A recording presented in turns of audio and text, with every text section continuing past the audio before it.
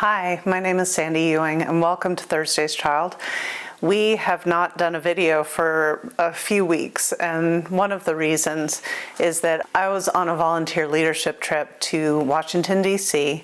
on behalf of the TSC Alliance, which is the Tuberous Sclerosis Complex Alliance.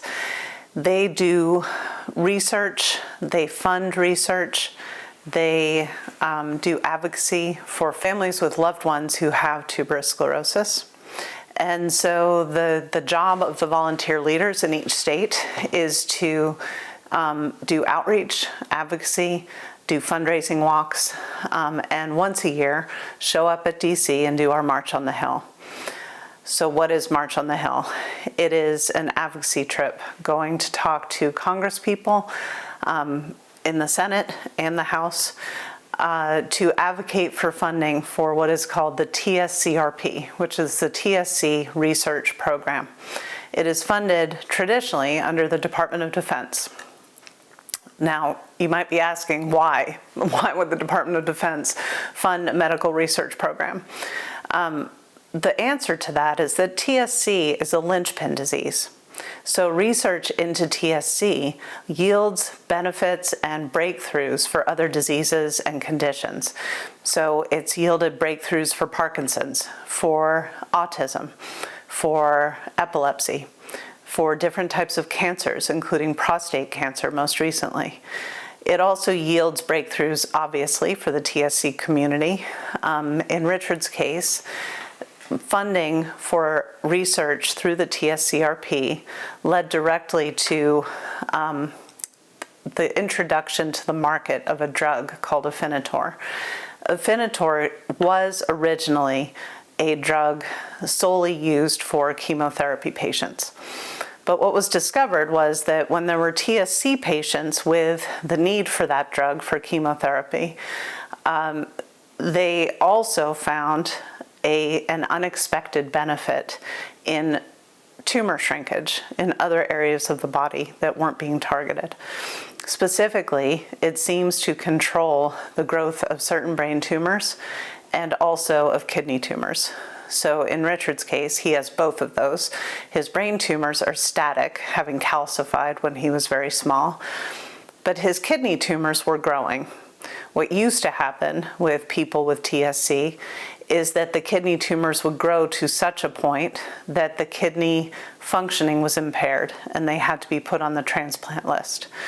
Unfortunately and sadly, some people with TSC and kidney tumor complications actually ended up dying back before the introduction of this drug.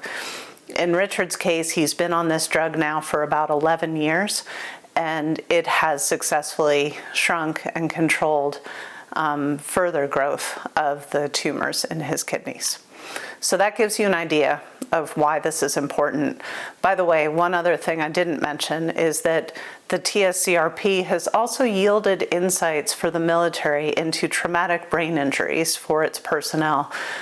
This is a really important benefit from the research that's done.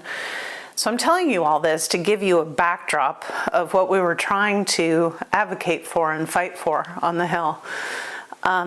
Unfortunately, I think we all know that we're in very uncertain times where things are happening at the federal level that none of us want to happen.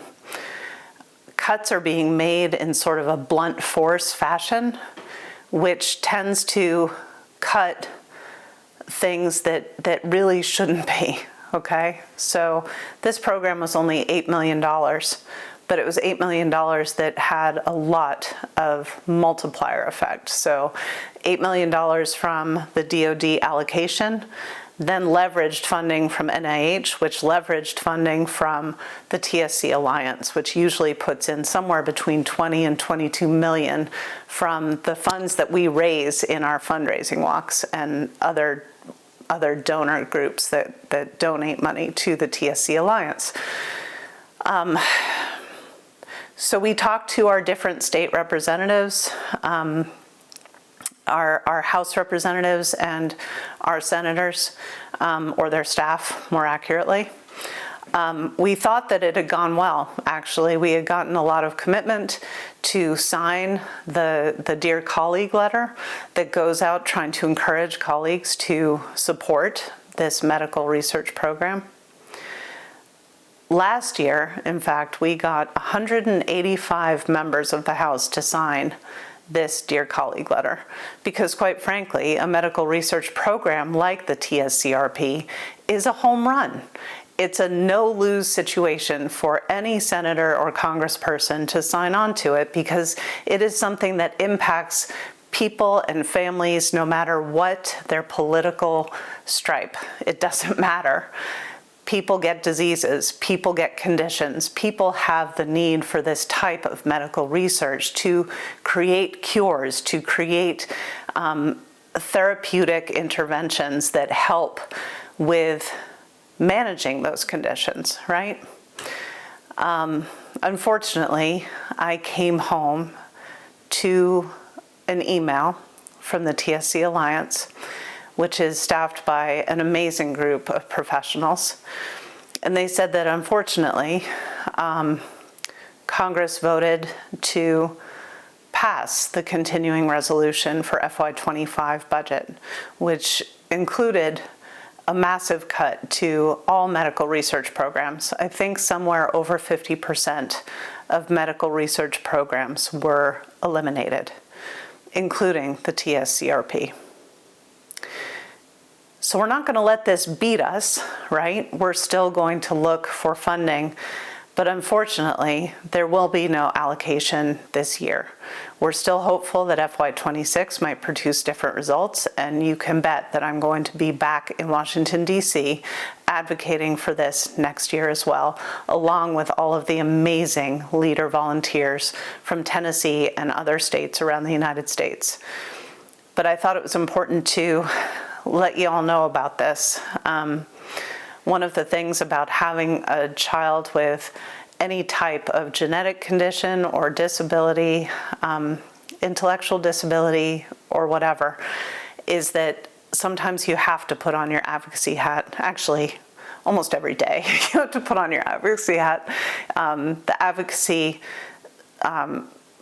goes from local things within your school, advocating for your child with care providers, with doctors, with research teams that might be doing a clinical trial, all the way up to advocating with the state and federal level representatives that are elected by us to represent us and what we want to happen with our country.